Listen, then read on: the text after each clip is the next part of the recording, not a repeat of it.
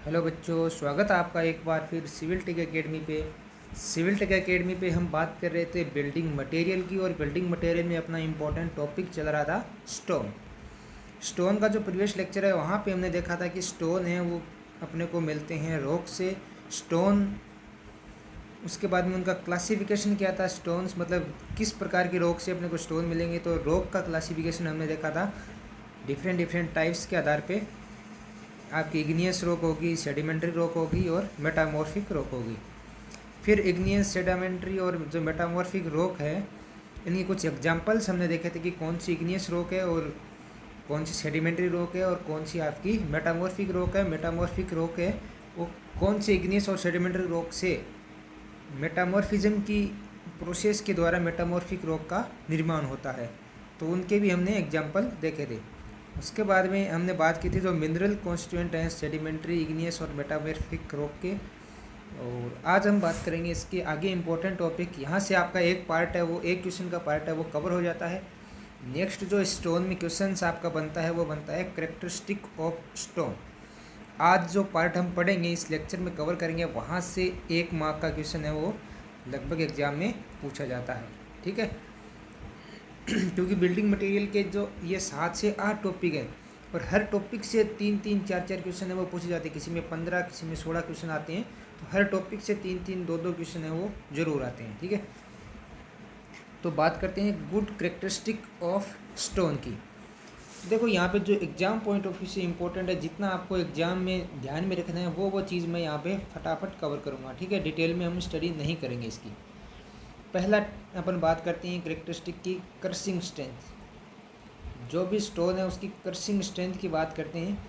तो good characteristic, अगर आपका स्टोन है वो अच्छा हो तो उसके लिए जो मिनिमम आपकी क्रशिंग स्ट्रेंथ है, मिनिमम क्रशिंग स्ट्रेंथ है वो 100 न्यूटन पर mm² होना चाहिए। ठीक है, ये बहुत बार क्वेश्चन पूछा गया है, कम से कम ये 10 बार एग्जाम में क्वेश्चन है वो रिपीट हुआ है कि गुड कैरेक्टरिस्टिक ऑफ स्टोन के लिए आपकी क्रशिंग स्ट्रेंथ है वो कितनी होनी चाहिए। तो वो क्रशिंग स्ट्रेंथ, जो मिनिमम क्रशिंग स्ट्रेंथ है वो आपकी होनी चाहिए 100 न्यूटन पर mm²। 100 न्यूटन पर mm² से कम नहीं होनी चाहिए। न्यूटन पर mm² की अगर यूनिट चेंज करते हैं तो न्यूटन पर mm² ये होता है MPa के इक्वल, मेगा पास्कल के इक्वल। ठीक है तो यह आपका हो जाएगा 100 MPa। 100 MPa से कम नहीं होनी चाहिए। फिर इसको अपन kg पर सेंटीमीटर² में चेंज करें तो ये आपका हो जाएगा 1000 kg पर सेंटीमीटर²। ये यूनिट आपको चेंज करना आना चाहिए। ठीक है, तो इन तीनों फॉर्म में आपको आंसर है वो मिलेगा। कोई भी फॉर्म में आपको ये ऑप्शन में देखने को मिल सकता है। ठीक है, तो crushing strength good characteristic of stone के लिए जो मिनिमम क्रशिंग स्ट्रेंथ है वो आपकी 100 न्यूटन पर mm² होनी चाहिए।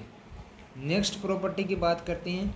अगर आपकी स्टोन है वो गुड कैरेक्टरिस्टिक में बात करते हैं ड्यूरेबिलिटी की, तो स्टोन है वो अच्छा आपका ड्यूरेबल होना चाहिए, उसकी लाइफ होनी चाहिए, वो इजीली वेदर्ड नहीं होना चाहिए, उसकी वेदरिंग प्रोसेस है वो नहीं होनी चाहिए, केमिकल कंपोजिशन और उसका टेक्सचर है वो सारा ड्यूरेबल होना चाहिए। तो स्टोन की ड्यूरेबिलिटी है वो अच्छी होनी चाहिए। ठीक है, ड्यू टू केमिकल कंपोजिशन और टेक्सचर की वजह से जो आपकी जो वेदरिंग वगैरह होती है वो प्रोसेस है वो स्टोन में नहीं होनी चाहिए। वेदरिंग रेजिस्टेंस होना चाहिए, वेदरिंग रेजिस्टेंस, लॉन्ग लाइफ। और इसमें आप कुछ भी लिख सकते हो। ठीक है, मतलब वो उसकी एज है वो ज़्यादा समय तक वो उपयोगी रहना चाहिए। तो स्टोन की ड्यूरेबिलिटी है वो अच्छी होनी चाहिए। अपीरियंस की बात करते हैं। नेक्स्ट प्रॉपर्टी आती है आपकी अपीरियंस। अपीरियंस मतलब जिस भी स्ट्रक्चर में आप यूज कर रहे हो या जो भी स्टोन को आप देख रहे हो तो उसका अपीरियंस गुड होना चाहिए। जो भी आपकी कटिंग साइज अपन देखेंगे, जो भी आपका ये रॉक है, रॉक से स्टोन अपन ने लिया है, तो वो क्या है कि उसकी अपीरियंस अच्छी होनी चाहिए। उसकी जो कलर है ये देखने में अच्छा लगना चाहिए, यूनिफॉर्म कलर होना चाहिए पूरे स्टोन का। अपीरियंस का मतलब क्या है, इसमें जो कलर होगा स्टोन का वो पूरा क्या होना चाहिए, यूनिफॉर्म होना चाहिए। उसमें अलग अलग रेसे नहीं हो। ठीक है, एक ही रेसे का बना हो, एक ही मिक्सचर का वो बना हो, कंपोजिट हो, उसमें पूरा जो मिनरल्स होते हैं एक दूसरे के अंदर अच्छे से मिले हुए हों। ये नहीं कि एक साइड अब कैल्शियम आ गया, दूसरी साइड मैग्नीशियम आ गया, तीसरी साइड ये, मतलब ये सारा एकदम अपीरियंस अच्छा होना चाहिए, कलर यूनिफॉर्म होना चाहिए। Disintegration due to weathering action वो नहीं होना चाहिए, अच्छा ड्यूरेबल होना चाहिए वेदरिंग एक्शन के अगेंस्ट। कुछ स्टोन होते हैं जिनकी थोड़े टाइम बाद में वो वेदरिंग होने लग जाती है, उसकी वो सोइल में कन्वर्ट होने लग जाते हैं अपने इन्वायरमेंट के टच में आते ही, जिसे हम जनरली बोलते हैं, जो कंस्ट्रक्शन में अपन यूज़ करते हैं स्टोन को, लेदरियाना। बिल्डिंग वगैरह इसमें काम लेते हैं तो वहाँ पे कहते हैं लेदरी आ गई है ना, तो वो आती है मॉइस्चर की वजह से, डैम्पनेस की वजह से। तो उस चीज़ के लिए मतलब ये इफेक्टिव नहीं होना चाहिए। नेक्स्ट फ्रैक्चर की बात करते हैं। देखो जब भी स्टोन को अपन कटिंग करेंगे तो जो आपकी ये कटिंग एज है आपकी, जो ये फ्रैक्चर बोलते हैं जिसे, तो ये टूटने की, ये आपका ब्राइट होना चाहिए पूरा, और ये क्लियर ग्रेन, आपको जो यहाँ पे जो स्टोन की ये जो ग्रेन दिखाई दे रहे हैं ये बिल्कुल क्लियर होनी चाहिए, क्लियर ग्रेन होनी चाहिए, और ये एक दूसरे के साथ वेल बॉन्डेड होना चाहिए, अच्छे तरीके से कनेक्टेड हो दूसरे के साथ, ठीक है। Clear grain and well bonded with each other, ठीक है। इसको आप नोट करना चाहो तो कर सकते हो। बाकी आपको ये प्रॉपर्टीज इनके नाम से ही थोड़ा बहुत ध्यान में रखना है, कौन कौन सी प्रॉपर्टीज होती है, उसमें क्या चीज़ होती है, मेन यही चीज़ समझने की है। बाकी क्वेश्चन है वो यहाँ पे आपको इजी वे में क्वेश्चन मिलेगा। जो इम्पोर्टेंट चीज़ है डाटा याद करने है, यहाँ पे मेन चीज़ है आपको डाटा याद करनी है, बाकी कुछ ज़्यादा इंपॉर्टेंट नहीं है इसमें। आप बेसिक जो स्टोन है उसको देखते हो, काम में लेते हो, तो आपको बेसिक आइडिया इतना होना चाहिए हिसाब से। अब जो फ्रैक्चर की अगर बात करते हैं, गुड बिल्डिंग स्टोन का जो फ्रैक्चर है उसमें ये जो आपका इसको कटिंग करेंगे तो इसकी एज है वो शार्प एज होनी चाहिए, ठीक है। शार्प होना चाहिए वो पूरा, जो दिखने में शार्प हो, इवन हो, एक मतलब समान कलर में दिखाई दे, ब्राइट हो, चमकीला हो, और ग्रेन्स हो एक दूसरे के साथ अच्छे तरीके से बॉन्डेड हो, ये आपकी होगी फ्रैक्चर। नेक्स्ट बात करते हैं हार्डनेस की। हार्डनेस मतलब अब्रिशन, उसके ऊपर अपन स्टोन के ऊपर घिसेंगे किसी चीज़ से स्टोन को, तो वो स्टोन है वो घिसना नहीं चाहिए। रेजिस्टेंस टू अब्रिशन, वो आपका क्या होता है, हार्डनेस। एक होती है आपकी स्ट्रेंथ क्या होती है, मतलब वो कितना लोड बियर कर सकता है विदाउट क्रेक, वो तो आपकी हो जाएगी स्ट्रेंथ। और अब्रिशन, उस पर घिसाई करेंगे तो वो कितने, मतलब उस घिसाई का विरोध कर सके, अब्रिशन रेजिस्टेंस कर सके अब्रिशन का, वो चीज़ आपकी होती है हार्डनेस की। तो अब आपको ये डाटा ध्यान में रखना है कि हार्डनेस का जो कोफिशिएंट है, coefficient of hardness for the good characteristic of stone की बात करते हैं, तो कोफिशिएंट ऑफ हार्डनेस की वैल्यू गुड स्टोन के लिए, स्टोन है वो आपकी होनी चाहिए 14 से ज़्यादा, ग्रेटर देन 14 होनी चाहिए। डाटा आपको ध्यान में रखना है, ठीक है। और इसकी जो वैल्यू है जनरली, जो स्टोन की जो अच्छा स्टोन हो तो उसके लिए जो कोफिशिएंट ऑफ हार्डनेस की वैल्यू है ये 14 to 70 के बीच में वेरी होती है, ठीक है। अब इसके लिए मतलब इसकी कोफिशिएंट ऑफ हार्डनेस के आधार पे हम क्लासीफाई करते हैं स्टोन को। तो आपका अगर स्टोन है वो ग्रेटर हार्ड हो, अगर इसकी हार्डनेस ज़्यादा हो तो उस आपका ये कोफिशिएंट ऑफ हार्डनेस 17 से ज़्यादा होना चाहिए। अगर आपका मीडियम हार्ड स्टोन हो तो ये आपकी 14 to 17 के बीच में होना चाहिए। और आपका ये स्टोन है वो पुअर हार्ड, मतलब कमज़ोर हो, तो आपकी ये हार्डनेस है वो लेस देन 14 होनी चाहिए। अगर आपका बहुत ज़्यादा हार्ड हो, हार्डनेस ज़्यादा हो, तो उस स्टोन को अपन कहाँ पे यूज़ करेंगे, जहाँ पे ज़्यादा अब्रिशन वगैरह आ रहा हो, उस केस में अपन वहाँ पे यूज़ करते हैं इसको। जैसे जनरल में रोड का वर्क होता है, जहाँ पे व्हीकल्स के ज़्यादा अब्रिशन होता है, तो रोड वर्क में यूज़ करते हैं। जो भी जनरल हम रास्ते के लिए कंस्ट्रक्शन करते हैं वहाँ पे इसको यूज करते हैं। चलने के लिए फर्श वगैरह में यूज है, वो भी ग्रेटर हार्ड स्टोन का ही जनरली अपन यूज करते हैं, ठीक है। बाकी डिफरेंट यूज होते हैं इनके, वो आप कॉमन सेंस में देखते हो, उसके हिसाब से आप इसका आइडिया लगा सकते हो, ठीक है।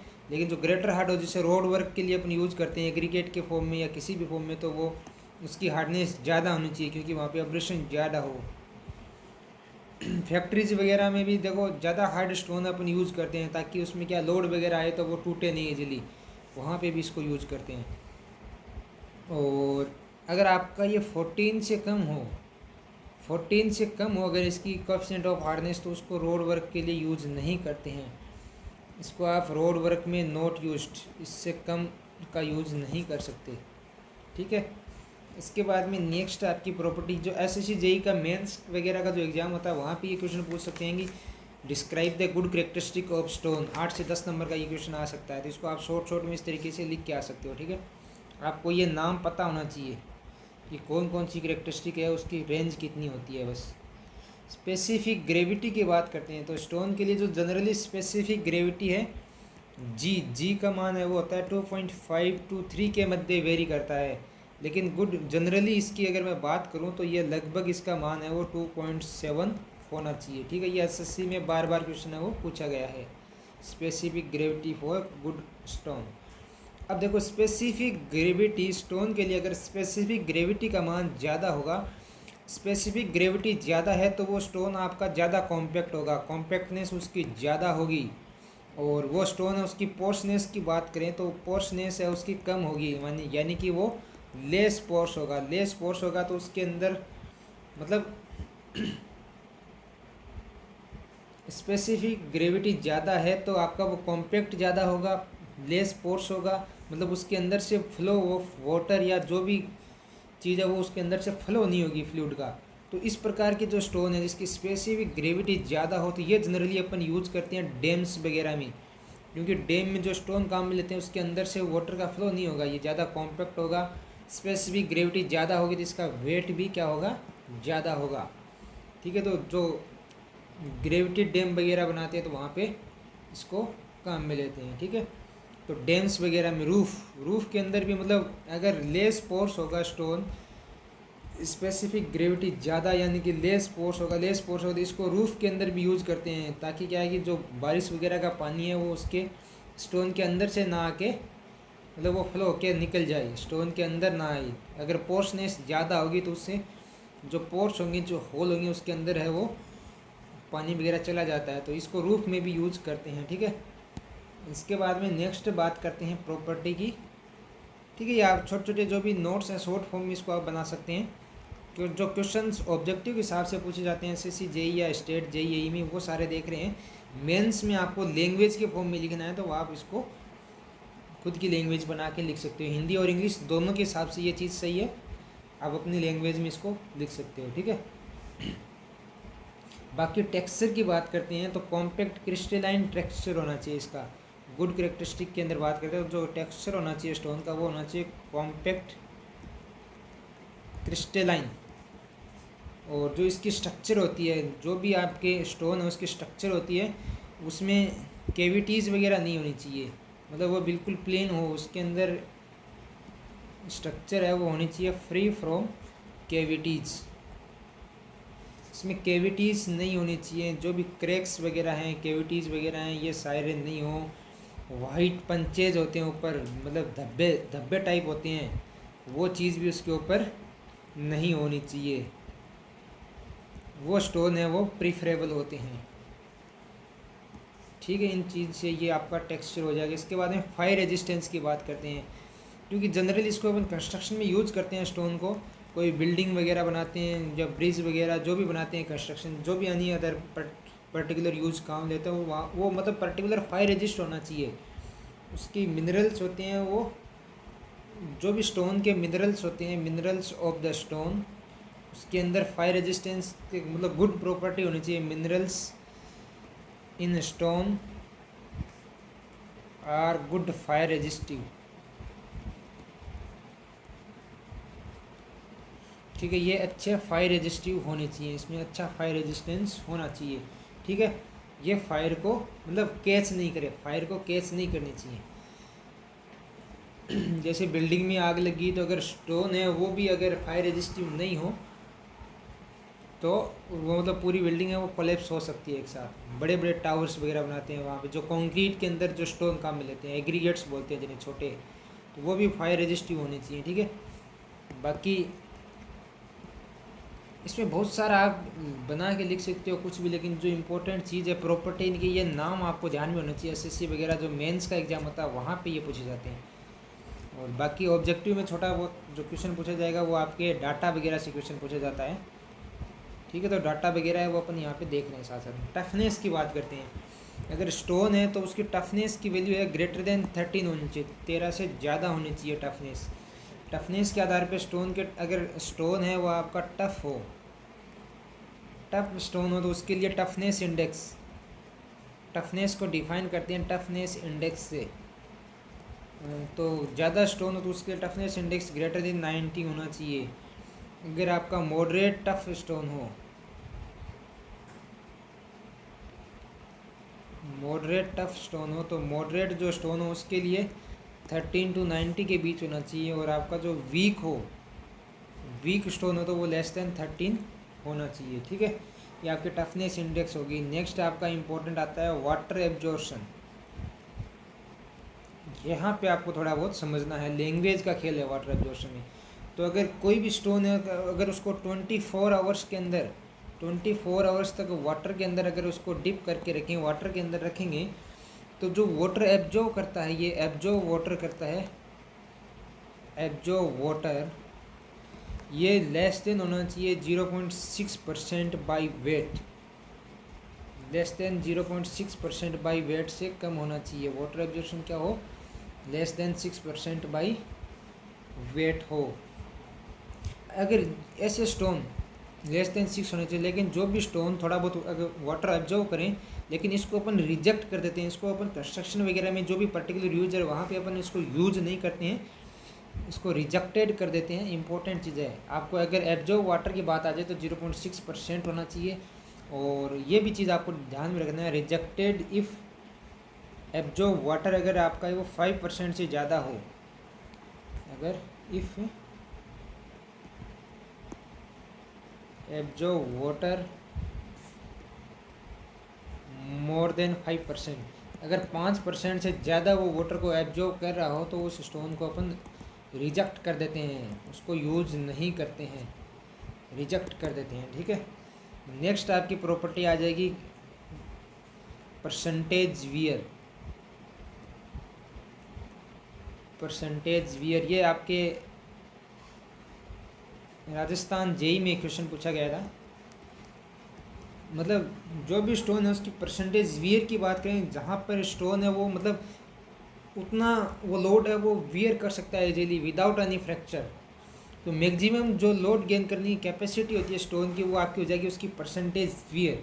तो ये शुड बी लेस देन 3%। अगर कोई भी मतलब पर्टिकुलर सैंपल लेंगे अपन स्टोन का और उसके ऊपर पर्टिकुलर अपन लोड लगाएंगे, तो उसके बाद में अगर उसकी बात करते हैं कि पहले स्टोन का वेट है वो W1 लिया है, और पर्टिकुलर लोड लगाने के बाद में जो भी स्टोन है वो एक पर्टिकुलर सीव से अपन निकाल देंगे, तो उसके बाद में W2 वेट है वो नीचे पास हो जाता है। तो जो W2 बटा W1 का रेशियो है ये आपका should not be greater than 3%। 3% से ज़्यादा पर्टिकुलर लोड के ऊपर, या फिर जो वेदरिंग हो रहा है, जो डिसइंटीग्रेशन हो रहा है स्टोन का, वो 3% से ज़्यादा नहीं होना चाहिए। तो वो आपकी हो जाएगी परसेंटेज वियर। अगर ये आपका जस्ट 3% हो, अगर परसेंटेज वियर जस्ट 3% हो तो ये जस्ट टॉलरेबल होता है, ये टॉलरेबल लिमिट होती है। इसके ज़्यादा अगर वियर हो तो वो स्टोन है आपका यूज करने के लायक नहीं है। ठीक है, तो ये हो जाएगा। इसके बाद में नेक्स्ट एक इम्पोर्टेंट आपका यहाँ पे टॉपिक बनता है नेचुरल बेड। नेचुरल बेड यानी कि स्टोन है अपने को रॉक से मिलते हैं, रॉक से उसमें मतलब लेयर्स टाइप, ये एक परत जमा होगी आपकी, फिर एक परत जमा होगी, फिर एक परत जमा होगी, ये परत जमा होगी, इस प्रकार से आपकी ये पूरी रॉक है वो बनेगी। तो स्टोन है उसमें भी इस प्रकार के लेयर्स आपको मिलेंगी। ठीक है, जो सेडिमेंट्री रॉक्स हैं, मेटामॉर्फिक रॉक है, जनरली वहाँ पे ये लेयर्स हैं वो जनरली आपको ज़्यादा देखने को मिलती हैं। तो जो भी आपका स्टोन है, ठीक है, ये माना कि एक पर्टिकुलर स्टोन है, इसके अंदर लेयर्स इस फॉर्म में है। ठीक है, ये इस प्रकार से जमा होता गया, इसको कटिंग कर ली। तो देखो इस अगर मैं स्टोन के यहाँ पे मैं फोर्स लगाऊं, ये नेचुरली बेड है, मतलब जिस पोजीशन में स्टोन का निर्माण हुआ है, जिस प्रोसेस के द्वारा उसमें कुछ लेयर्स के फॉर्म में ये मतलब जमा होते गए प्रेशर और टेम्परेचर की वजह से रॉक्स में कन्वर्ट हो जाता है जो लावा।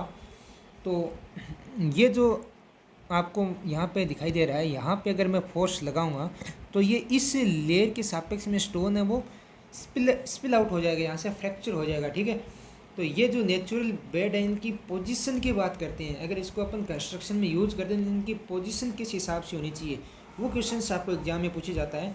तो जो स्टोन होता है इसमें जो वेट ऑफ द स्टोन, ये जो आपका नेचुरल बेड है इसके परपेंडिकुलर होना चाहिए।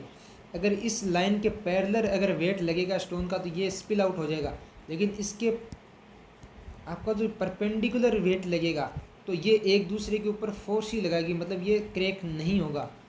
तो जनरल आपको ये इम्पोर्टेंट पॉइंट ध्यान में रखना है कि जो नेचुरल बेड है, जो भी natural bed of stone, natural bed of stone है, ये आपके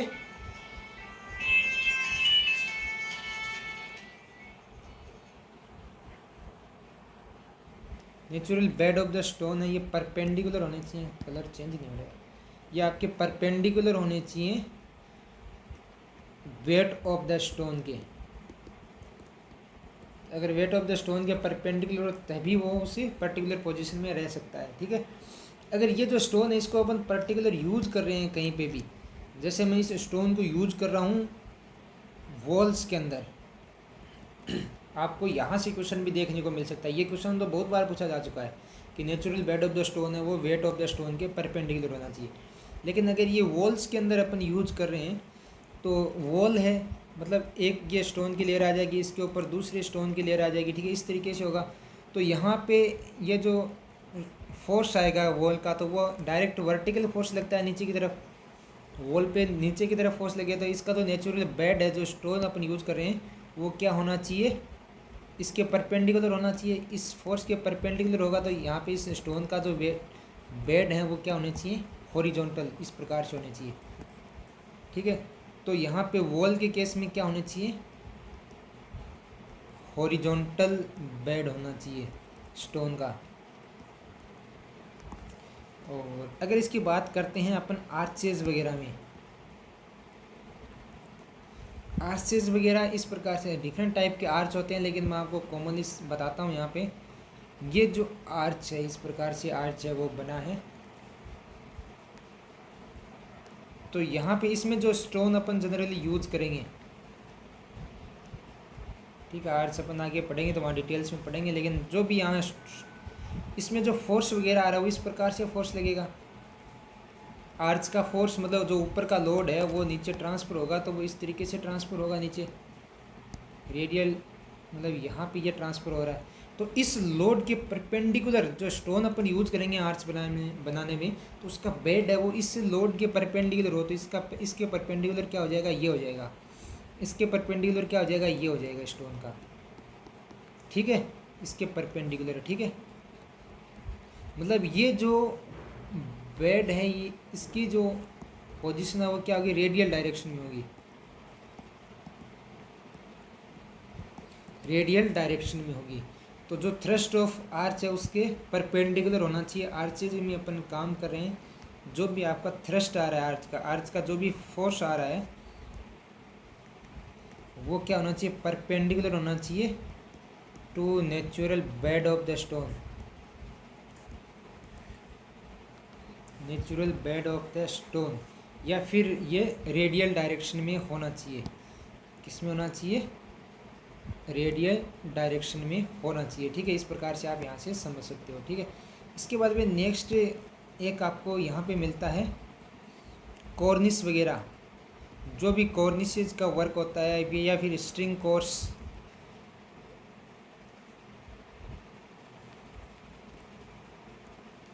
कॉर्निसेज हैं, स्ट्रिंग कोर्स है, या अदर कोई भी स्ट्रक्चर है। मतलब आपको ये कॉन्सेप्ट ध्यान में रखना है कि वेट ऑफ द स्टोन है उसके परपेंडिकुलर होना चाहिए आपका नेचुरल बेड।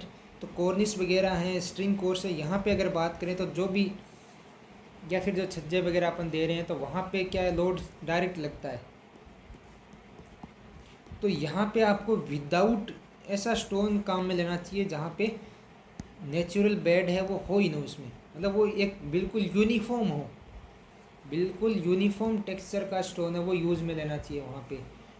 या फिर इसमें जो स्ट्रिंग कोर्स वगैरह यहाँ पे काम करते हैं अपन, तो जो फोर्स है वो इस प्रकार से लगेगा, डायरेक्ट हॉरिजॉन्टल फोर्स काम करता है इन स्ट्रक्चर्स में। तो हॉरिजॉन्टल फोर्सेस काम करता है, तो उसमें नेचुरल बेड का अगर काम मिले तो वो आपका क्या होना चाहिए, वर्टिकुलर डायरेक्शन में बेड होने चाहिए, ठीक है। तो आप यहाँ पे जनरल नोट कर सकते हो कि विदाउट नेचुरल बेड का स्टोन हो तो वो तो आपका बेस्ट रहेगा,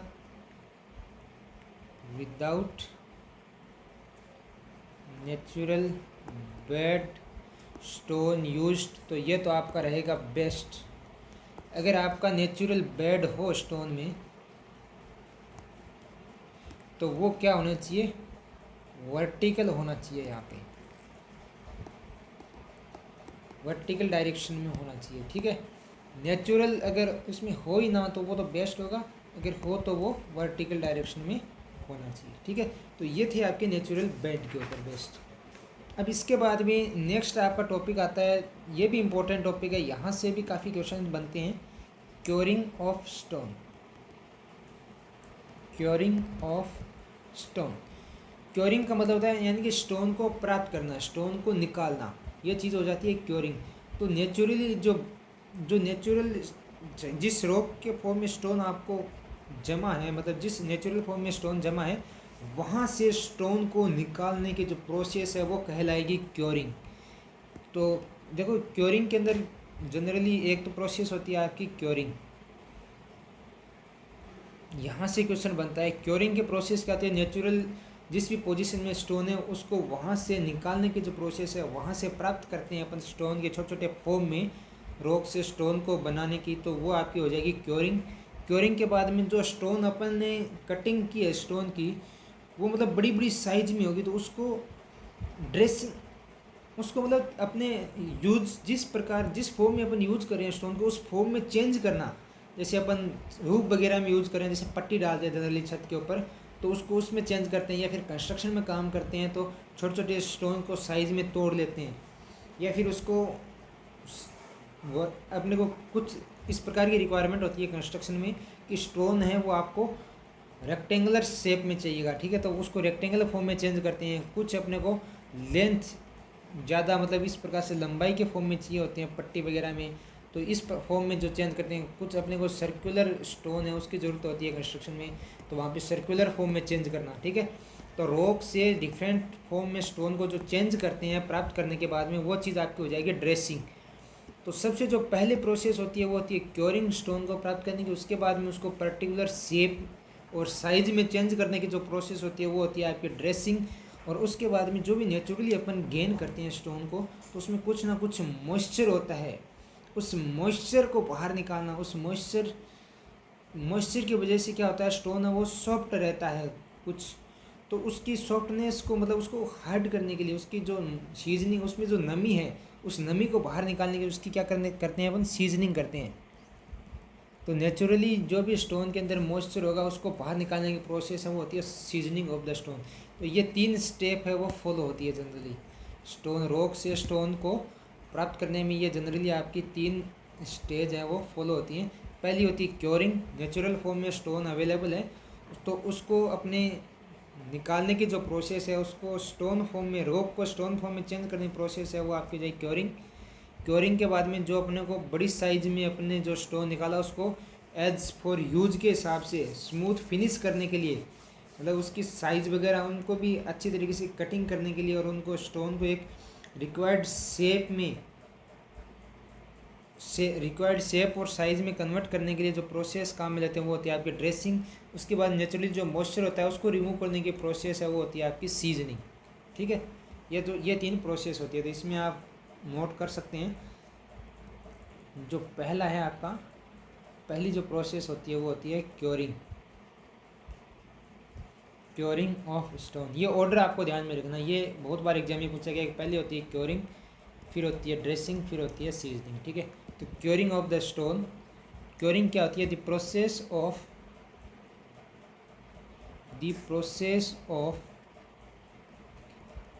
taking out stones from the process of taking out stone from natural bed is short में आप नोट कर सकते हो नॉन एज क्योरिंग।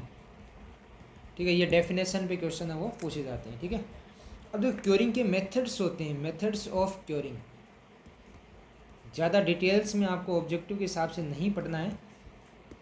ठीक है, लेकिन मेंस वगैरह में एसएससी जेईई के मेंस वगैरह में ये क्वेश्चन पूछा जा सकता है, तो इसके लिए मैं आपको थोड़ा सा ये बता देता हूँ पॉइंट ताकि आप वहाँ पे लिख सको। तो क्योरिंग के मेथड, स्टोन को नेचुरली जो फॉर्म है वहाँ से गेन करने के मेथड्स होते हैं। पहले अपन हैंड टूल की हेल्प से अपन इसको क्योरी कर सकते हैं स्टोन की, स्टोन को तोड़ सकते हैं, ठीक है, रॉक से। तो आपकी पहला एक सिंपल प्रोसेस होता है डिगिंग, खोद के निकालना, ठीक है। इस प्रकार से वेज वगैरह होते हैं आपके, स्टील वेज पॉइंट, मतलब न्यूक्लियर आपने ये देखे होंगे इस प्रकार के वेज,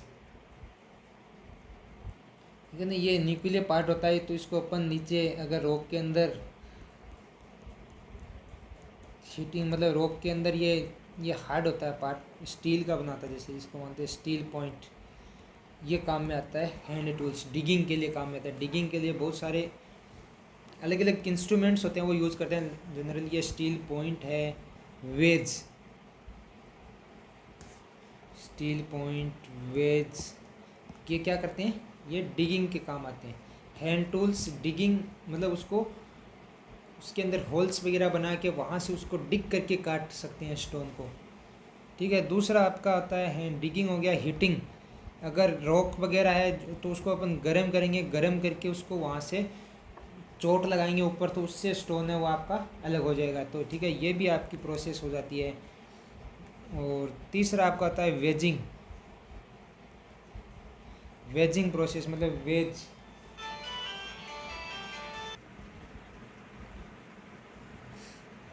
सॉरी, चलो आगे देखते हैं कहाँ तक हो गया था अपना वेजिंग। वेजिंग टूल हो गया। वेजिंग टूल में क्या होता है, तो ये कोई जनरली रॉक है आपकी, आपने देखा होगा ये सारा प्रोसेस, ये कोई रॉक है, ठीक है। इस रॉक पे कोई होल बनाते हैं अपन, और इस होल में अपन ये मेटल्स का कुछ, मतलब ये होता है आपका मेटल का बना होता है ये, जिसे टेक्निकल टर्म में कहते हैं फीदर। वेजिंग के ही इंस्ट्रूमेंट है ये, फीदर कहते हैं, जो मेटल्स के बनी होती हैं, और इनके बीच के अंदर एक प्लग, मतलब ये ऊपर से इसकी विड्थ ज़्यादा होती है, नीचे से विड्थ होती है कम, इस प्रकार का ये होता है। इसको ऊपर से हिट करते हैं अपन, चोट देते हैं, ऊपर से फोर्स लगाते हैं इस पर, और इसके अंदर ये जाएगा होल में, तो ये बाहर की साइड फोर्स लगाएगा, तो ये इधर स्टोन अपने को, मतलब ये रॉक है वो टूट जाएगी और ये स्टोन में चेंज हो जाएगी। तो ये जो प्रोसेस आपकी ये कहलाती है वेजिंग, ठीक है। और जो वेजिंग की प्रोसेस है ये आपके वहाँ पे ज़्यादा, बाकी जो नॉर्मल स्टोन है उसको तो आप हीटिंग से निकाल सकते हो, डिगिंग से निकाल सकते हो, ठीक है। ये वेजिंग अपन वहाँ पे यूज़ करते हैं जब कोई आपकी सॉफ्ट रॉक हो, सॉफ्ट हो, इसके अंदर क्या कि अपन हीटिंग से निकालेंगे, या फिर इसको अपन सिंपल डिगिंग से निकालेंगे, चोट मार के इसको अगर तोड़ेंगे। लेकिन अगर आपकी कॉस्टली रॉक हो तो उसको साइज़ और मतलब उसकी शेप, पर्टिकुलर शेप और साइज़ में चेंज करने के लिए अपने को ज़्यादा, मतलब उसमें नुकसान होगा। अगर आप उसको डिगिंग से निकालोगे तो वेजिंग के अंदर क्या होगा, उसकी अपेक्षा कम नुकसान होगा। तो कॉस्टली रॉक हो तो वहाँ पे इकोनॉमी के हिसाब से अपन ये मेथड है वो यूज़ करते हैं। सॉफ्ट और कॉस्टली रॉक हो, स्ट्रेटिफाइड रॉक, इसमें लेयर्स हो, इस तरीके से स्ट्रेट हो, ठीक है, मतलब अलग अलग लेयर्स होने, ठीक है। तो इन लेयर के बीच में यहाँ पर फोर्स लगाने तो ये लेयर अलग हो जाएगी ऑटोमेटिक, इसमें कम फोर्स की ज़रूरत पड़ेगी। तो स्ट्रेटिफाइड रॉक के लिए भी ये मेथड है वो यूज करते हैं। स्ट्रेटिफाइड रॉक एग्जाम्पल, अगर वेजिंग की प्रोसेस बात करें तो ये सैंडस्टोन आ गया आपका, लाइमस्टोन आ गया। यहाँ पे मतलब सेडिमेंट्री रॉक्स होती है जनरली, वहाँ पे ये मेथड है वो यूज़ में लिया जाता है। मार्बल है, स्लेट, आजकल तो क्या है कि मशीनें और ज़्यादा होगी, ठीक है, अलग अलग टेक्नोलॉजी आ गई, उसके हिसाब से अपन निकालते रहते हैं अलग अलग मेथड से। लेकिन ये आप हैंड टूल्स, हैंड के द्वारा, मतलब ये इतने हैंड टूल्स अपन जनरली यूज़ करते हैं। डिगिंग है, हीटिंग है और वेजिंग है। हैंड टूल्स के बाद दूसरी आपकी जो मॉडर्न है वो चैनलिंग मशीन आ गई। चैनलिंग मशीन की हेल्प से अपन है वो निकाल सकते हैं, ठीक है, रॉक को पर्टिकुलर साइज और शेप में कटिंग करके फिर उस स्टोन को अपन प्राप्त करते हैं चैनलिंग मशीन से। ये क्या है, इकोनॉमिकली गुड रहता है, क्योंकि इसमें जो आपका मशीन का खर्चा है, मशीन का कॉस्ट है वो तो आएगा ज़्यादा, क्योंकि मशीन एक बार अपन लेके आएंगे तो ज़्यादा कॉस्ट लगेगी उसकी ख़रीदने में। लेकिन उसके बाद में ओवरऑल इकोनॉमी की बात करें तो जो आपका मटेरियल जो कॉस्ट है, जो मटेरियल अपने को प्राप्त होगा वो क्या होगा, इकोनॉमिकली प्राप्त होगा, मतलब कम समय में ज़्यादा अपने को मिल जाएगा अच्छी शेप और साइज़ में मिल जाएगा, तो मतलब ये इकोनॉमिकली अच्छा रहता है चेंजिंग मशीन से। तीसरा मेथड है वो आप काम में लेते हैं ब्लास्टिंग। अब डिफरेंट टाइप के ब्लास्टिंग मटेरियल्स को रॉक के अंदर होल बना के उसमें डाल देते हैं, फिर उसको ब्लास्ट करते थे रॉक से, वो छोटे छोटे पार्ट्स में टूट जाती है, स्टोन में टूट जाती है, उसमें स्टोन को एकत्रित कर देते हैं। ये प्रोसेस हो जाएगा स्टोन की क्योरिंग का मेथड ब्लास्टिंग। ब्लास्टिंग में कुछ टूल्स काम में लेते हैं, वो आपको एग्जाम में पूछे जा सकते हैं, तो वो टूल्स आप एक बार मतलब मोटा मोटी देख सकते हैं। होल बनाने में ब्लास्टिंग में क्या करते हैं, रॉक के अंदर, ये कोई रॉक है उसमें अपन होल बनाएंगे, उसके अंदर फिर ब्लास्टिंग मटेरियल फिल करेंगे, और फिर उस फिल करने के बाद में यहाँ से अपन उसको ब्लास्ट कर देंगे और ये सारा रॉक को टूट जाएगा। तो इसके लिए अपन होल बनाते हैं, तो होल बनाने के लिए जो टूल्स काम में लेते हैं वो काम में लेते हैं डिपर या फिर जंपर। डिपर इस टाइप का टूल होता है,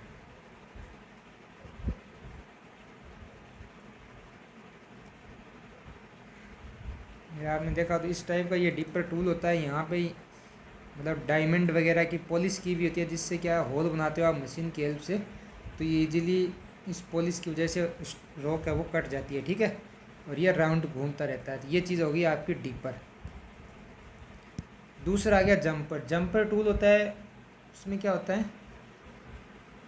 ये इस तरीके का टूल होगा, मतलब ये इसकी शेप में आपको दिखा रहा हूँ। यहाँ पे मेटल की कुछ पॉलिश होगी, डायमंड पॉलिश रहती है, नॉर्मली हार्ड पॉलिश रहती है, जिससे क्या है कि रॉक है वो कट जाती है, तो यहाँ पे ये पॉलिश होगी। तो ये आपका हो जाएगा डिपर और जंपर। ये टूल्स काम आते हैं होल्स बनाने में। अब देखो ये जो होल हमने बना दिया, कोई भी पर्टिकुलर होल हमने बना लिया, तो उसके अंदर ये तो होल तो हो गया, लेकिन यहाँ पे कुछ डस्ट पार्टिकल हैं, या फिर होल है वो पर्टिकुलर मतलब अपने को राउंड शेप में चाहिए, तो वहाँ पे कहीं पे ज़्यादा कटिंग होगी, कहीं पे कम कटिंग होगी, उसकी अंदर से शेप वो इरेगुलर है। तो इस सारी कंडीशंस को सुधारने के लिए यहाँ पे होल को मेंटेन करने के लिए भी कुछ टूल काम में लेते हैं। तो फॉर मेंटेनिंग दी होल, तो होल को मेंटेन करने के लिए अपन काम में लेते हैं टूल्स, वो आपका हो जाएगा प्राइमिंग नीडल। तो आपको एग्जाम में क्वेश्चन मिलेगा कि प्राइमिंग नीडल क्या काम आती है, तो प्राइमिंग नीडल क्या काम आती है, फॉर मेंटेनिंग द होल।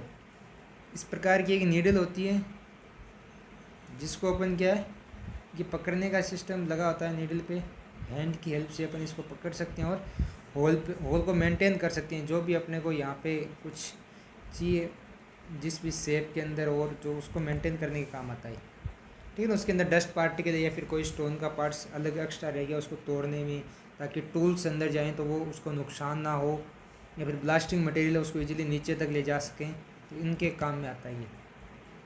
अब देखो होल्स अपन बनाते हैं तो उसके अंदर कुछ ना कुछ डस्ट रह जाता है, या छोटे छोटे पत्थर रह जाते हैं होल के अंदर, तो उसको निकालने के लिए रिमूव डस्ट एंड जो आपका क्रस्ट स्टोन, तो उनको निकालने के लिए स्क्रैपिंग स्पून जो टूल काम में लेते हैं वो होता है आपका स्क्रैपिंग स्पून, ठीक है। ये क्या होता है, इस तरीके का टूल होता है। जनरली ये टूल होता है इस तरीके का, और यहाँ से ये थोड़ा सा ऊपर उठा होता है, ठीक है। तो इसकी हेल्प से अपन यहाँ से पकड़ के फिर इस यहाँ पत्थर वगैरह निकाल के इसको बाहर निकाल सकते हैं। यहाँ ये पकड़ने का बना होता है यहाँ पे, और ये थोड़ा सा ऊपर उठा हुआ मेटल होता है, तो यहाँ से डस्ट वगैरह या फिर जो भी है वो अपन इस टूल की हेल्प से बाहर निकाल सकते हैं, ठीक है। इसके बाद में नेक्स्ट आप जो भी आपका ब्लास्टिंग मटेरियल है उसको फिल करते हैं, उसके अंदर डालते हैं, वो अच्छे से उसको भरने के लिए अपन काम में लेते हैं रीफिल टूल्स, ठीक है। तो उनके अंदर टेम्पिंग बार्स काम में लेते हैं। ये एक हेवी रोड होती है, हेवी ब्रास की रोड होती है आपकी जनरली, जिसका जो डायमीटर होता है वो 10 mm टू 15 mm तक इसका क्या रहता है, डायमीटर रहता है। 10 mm टू 15 mm तक इसका डायमीटर रहता है, ठीक है। ये होती है इस तरीके की ब्लास्टिंग मटेरियल को फील करने के लिए, ठीक है। तो ये होता है रीफिल टूल, टेम्पिंग बार्स बोलते हैं, जिसकी हेल्प से अपन इसको रीफिल कर देते हैं, जमा कर देते हैं नीचे और उसको सेट कर देते हैं इजीली। तो ये सारे टूल्स आपको ध्यान में रखने हैं। उसके बाद में नेक्स्ट आता है आपका ड्रेसिंग ऑफ स्टोन। यह तो आ गया क्योरिंग ऑफ स्टोन। उसके बाद मतलब ड्रेसिंग ऑफ स्टोन। तो जो भी स्टोन अपने को क्योरिंग से प्राप्त होगा उस स्टोन को रिक्वायर्ड शेप एंड साइज में कटिंग करने का जो प्रोसेस होता है, जो प्रक्रिया है, वो आपकी कहलाती है ड्रेसिंग ऑफ स्टोन। तो डेफिनेशन से क्वेश्चन आपको मिल सकता है, the process of cutting and converting the stones to the required shape and to give them a smooth finish। जो भी शेप होती है उसको स्मूथ फिनिश भी देते हैं। स्मूथ फिनिश इज कॉल्ड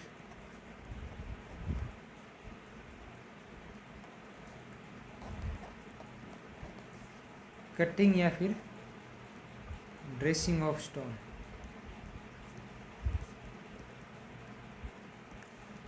ठीक है, तो ये एसएससी जेईई वगैरह के एग्जाम में 3 से 4 बार ये लगभग क्वेश्चन पूछा जा चुका है कि जो भी स्टोन है उसको स्मूथ फिनिश देने की जो प्रोसेस होती है वो कहलाती है ड्रेसिंग ऑफ स्टोन, या फिर उनको रिक्वायर्ड शेप और साइज में अपन चेंज करते हैं तो वो प्रोसेस कहलाती है आपकी ड्रेसिंग ऑफ ए स्टोन। ठीक है, और जो ये जो ड्रेसिंग की प्रोसेस होती है ये क्योरिंग के बाद में होती है और सीजनिंग से पहले होती है। ये मिडिल प्रोसेस होती है। इट इज़ डन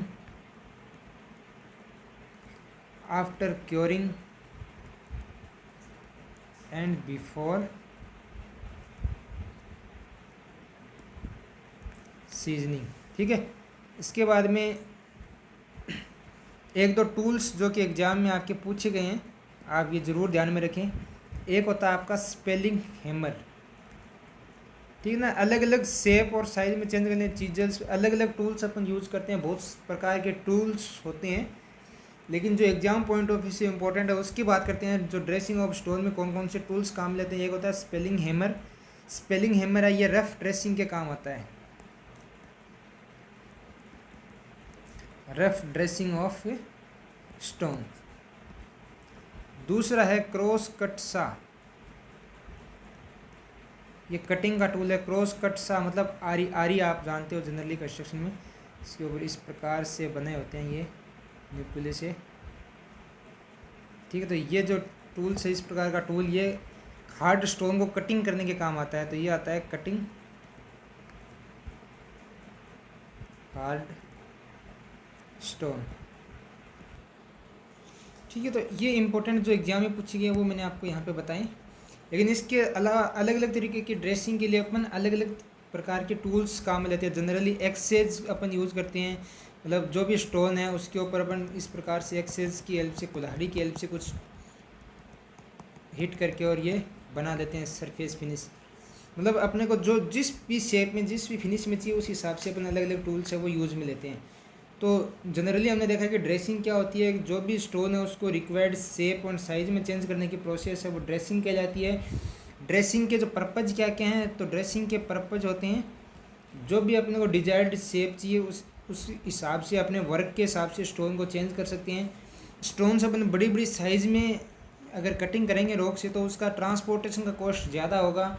उसको मतलब ट्रांसपोर्ट करने के लिए एक जो गाड़ी वगैरह या व्हीकल वगैरह में रखने का और दूसरी जगह पे पहुंचाने का कॉस्ट ज़्यादा है। तो उसको छोटे छोटे पार्ट्स में तोड़ के अगर अपन उसमें भरेंगे व्हीकल वगैरह में तो वो अपना लेबर का कॉस्ट भी कम हो जाएगा। ठीक है, और स्टोन मशीनरी वगैरह में काम लेते हैं तो वहाँ पे बड़े पत्थर को काम नहीं ले सकते, तो वहाँ पे उसके शेप के हिसाब से साइज़ के हिसाब से अपन जो भी मशीनरी जितनी विड्थ और डेप्थ की रिक्वायर्ड होती है मशीनरी के उस हिसाब से अपन उसको चेंज कर लेंगे। ठीक है, और बहुत सारे अलग अलग तरीके के अपन इसमें कुछ भी है वो आप जनरल कॉमन सेंस की बात है वहाँ से बता सकते हो। ठीक है, अब देखो इसमें अलग अलग फिनिश होती हैं। देखो ड्रेसिंग के अंदर अलग अलग फिनिश होते हैं, तो वहाँ पे एक या दो जो इम्पोर्टेंट है वो मैं आपको बता देता हूँ, बाकी तो बहुत सारे होते हैं। पहला आता है आपका एक्स फिनिश। एक्स फिनिश जो कुल्हाड़ी वगैरह से अपन उसमें हिट करके और कुछ मार्क बना लेते हैं। ये जो ग्रेनाइट वगैरह हार्ड स्टोन होता है वहाँ पे काम लेते हैं इसको, ग्रेनाइट जैसे हार्ड स्टोन हो वहाँ पे इसको काम में लेते हैं। ठीक है। दूसरा होता है ड्रूड, ड्रूड या फिर बोस्टेड फिनिश। तो यहाँ पे क्या होता है, कुछ इक्वल मतलब लगभग 50 से 60 mm की विड्थ के, मतलब इस तरीके से लाइंस वगैरह, पैरेलल लाइंस वगैरह है वो कटिंग करते टाइम अपन उस पर मार्क कर देते हैं। ठीक है। तो इस प्रकार का ये होता है। ठीक है। इसके बाद में कुछ एक होता है चीजल,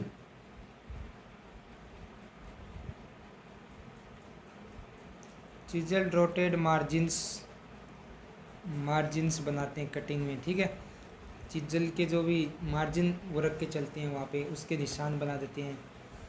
सर्कुलर फिनिश कर देते हैं उस पर, सर्कुलर मतलब इस तरीके से फिनिश कर देते हैं, राउंड कर देते हैं, आगे की शेप को राउंड कर देते हैं, क्योंकि उसमें जो नुकीला पार्ट होगा, जो कोर होगी, ये इससे क्या था ट्रांसपोर्टेशन टाइम या तो ये टूट जाएगी या फिर ये उठाते टाइम, या इसमें मतलब धार होती है पत्थर में, तो इससे क्या है कि चोट में या कटने का चांस, नुकसान का चांस रहता है, तो इसको अपन राउंड कर देते हैं।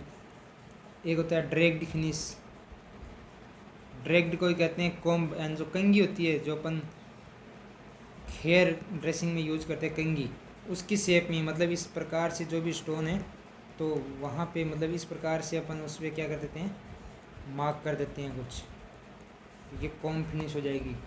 ठीक है। एक होता है फूरोड फिनिश, इसमें क्या होगा कि ये जो स्टोन है यहाँ पे कुछ 15 से 20 mm साइज़ की, 15 से 20 mm साइज़ के ग्रूव टाइप बना देते हैं, मार्क कर देते हैं लाइनिंग एक रेगुलर डिस्टेंस पे। ठीक है। तो ये आपका ग्रूव फिनिश हो जाएगा। बाकी डिफरेंट जिस भी रिक्वायरमेंट, जिस भी साइज़ में अपने को चाहिए उस हिसाब से अपन इसको चेंज कर सकते हैं। तो ये तो आपका हो जाएगा ड्रेसिंग, मैंने आपको डेफिनेशन ही ध्यान में रखना है। नेक्स्ट आपका आ जाएगा सीजनिंग ऑफ स्टोन्स। तो सीजनिंग ऑफ स्टोन्स में क्या होगा, जो भी स्टोन है उसमें कुछ ना कुछ मॉइस्चर होगा, उस मॉइस्चर को रिमूव करने की जो प्रोसेस होती है वो कहलाती है आपकी सीजनिंग की प्रोसेस है। इसमें टाइम्स लगता है 6 से 12 मंथ तक। तो ड्रेसिंग के बाद में जो भी स्टोन है उसको अपन सीजनिंग के लिए रख देते हैं। ठीक है। तो ये सारा प्रोसेस हो जाएगा। इसके बाद में नेक्स्ट लेक्चर में जो बाकी पार्ट है वो कवर कर लेंगे। जो भी एग्जाम के क्वेश्चंस है वो ऑलरेडी चैनल पे अपलोड किए हुए हैं पहले के, उसको आप देखिएगा। नए क्वेश्चंस है वो हम जल्दी से अपलोड कर देंगे। ठीक है। Thank you. अगर आपको अच्छा लगे तो ज़रूर लाइक शेयर एंड सपोर्ट करें। Thank you.